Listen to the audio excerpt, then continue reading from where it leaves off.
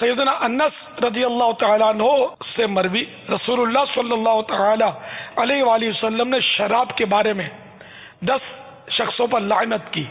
ایک بنانے والا، اور نمبر 2 بنوانے والا، اور نمبر 3 پینے والا، اور نمبر 4 اٹھانے والا، اور نمبر 5 جس کے پاس اٹھا کر لائی گئی، اور نمبر 6 پلانے والا، اور نمبر 7 بیچنے والا، اور نمبر 8 اس کے دام کھانے والا، اور نمبر 9 خریدنے والا، اور نمبر 10 جس کے لیے خریدی گئی. فرمان مصطفیٰ صلی اللہ تعالی علیہ وآلہ وسلم شراب سے بچو کہ وہ ہر برائی کی کنجی ہے.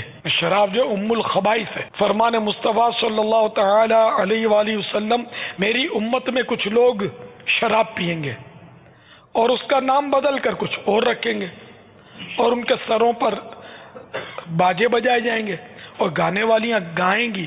یہ لوگ زمین میں دھسا دیے جائیں گے اور ان میں کے کچھ لوگ بندر اور سور بنا دیے جائیں گے. الامان والحفیظ.